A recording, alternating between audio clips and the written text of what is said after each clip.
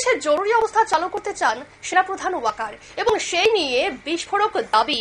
Social মিডিয়ায় বিস্ফোরক দাবি করলেন পিনাকি ভট্টাচার্য। সেনাপ্রধানের সঙ্গে সহমত হননি বাংলাদেশের রাষ্ট্রপতি। এ নিয়ে বিস্তারিত জানবো, আমাদের সঙ্গে রয়েছে প্রতিনিধি শেখ মনিরুল। মনিরুল, কি জানতে পারছো? হ্যাঁ দেখো, বাংলাদেশের সেনাপ্রধানের উপর বরাবরই কিন্তু আস্থা ছিল না তোমার হচ্ছে পিনাকি ভট্টাচার্য। পিনাকি ভট্টাচার্য এমন একজন মানুষ বাংলাদেশের, যিনি কিন্তু এই হাসিনা উত্থানে পুরো মাস্টার মাইন্ড হয়ে ইউরোপের দেশগুলো থেকে কাজ করছিলেন।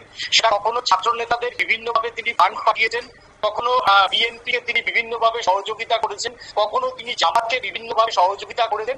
কিন্তু তারপরেই যখন মোহাম্মদ ইউনূস যখন ক্ষমতায় বসলো, মোহাম্মদ ইউনূস যখন একটু একটু করে ভারত বিরোধী তথা কোনো কোনো জায়গায় যখন ভারতের সঙ্গে বন্ধুত্ব চাইছিলেন, ঠিক সেই সময়তেই কিন্তু পিনাকি ভট্টাচার্য আবার কিন্তু ইউনূসের বিরুদ্ধে কিন্তু বিষোদ্গার করছেন। এবার তিনি যে বিস্ফোরক দাবি করছে বাংলাদেশে এর বড় অভ্যুত্থান করার চেষ্টা চালাচ্ছেন সেখানকার সেনাপ্রধান ওয়াকার। এবং ওয়াকার এই বিষয়টা নিয়ে বাংলাদেশের যে রাষ্ট্রপতি হাসিনা আমলে চেয়ারে বসা যে রাষ্ট্রপতি, সেই রাষ্ট্রপতির সঙ্গে তিনি দেখা করেছেন এবং রাষ্ট্রপতি এই মর্মে তার বিষয়ে সহমত পোষণ করেনি বলেও কিন্তু তিনি সোশ্যাল মিডিয়ায় অভিযোগ করেছেন। এবং তিনি যেটা জানিয়েছেন যে বাংলাদেশের বেশ কিছু ব্রিগেডিয়ার এবং সেনাপ্রধান তারা ভারতের অঙ্গুলি হিলনে বাংলাদেশে নতুন করে গণ অভ্যুত্থান ঘটিয়ে সেনা শাসন কায়েম করার চেষ্টা করছে বলে কিন্তু তিনি বিস্ফোরক অভিযোগ করেন। এবং তার এই বিস্ফোরক অভিযোগ সরাসরি সেনাপ্রধানের দিকে, এবং সেনাপ্রধান এই বিষয় নিয়ে বাংলাদেশের বেশ কয়েকজন প্রভাবশালী ব্যক্তি এবং রাষ্ট্রপতিকে চাপ দিচ্ছেন বলেও কিন্তু অভিযোগ করেন।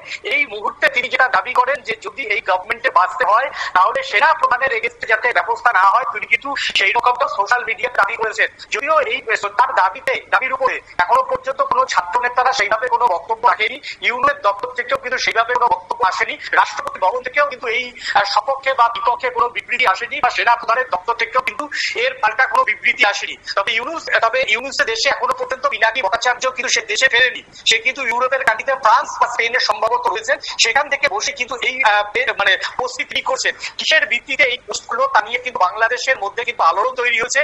এবং সেনাপ্রধানের সঙ্গে যে বাংলাদেশের রাষ্ট্রপতির যে বৈঠক হয়েছে, সেই বৈঠকের কথা কিভাবে পিনাকি ভট্টাচার্যের কানে পৌঁছালো তা নিয়ে কিন্তু ইতিমধ্যেই বাংলাদেশের শোরগোল পড়েছে। এবং আওয়ামী লীগের আপনারা শুনলেন, অর্থাৎ বাংলাদেশে যে জরুরি অবস্থা চালু করতে চান সেনাপ্রধান ওয়াকার এবং সেই নিয়ে কিন্তু সেনাপ্রধানের সঙ্গে সহমত হননি বাংলাদেশের রাষ্ট্রপতি, এবং এই নিয়ে সোশ্যাল মিডিয়ায় বিস্ফোরক দাবি পিনাকি ভট্টাচার্যের।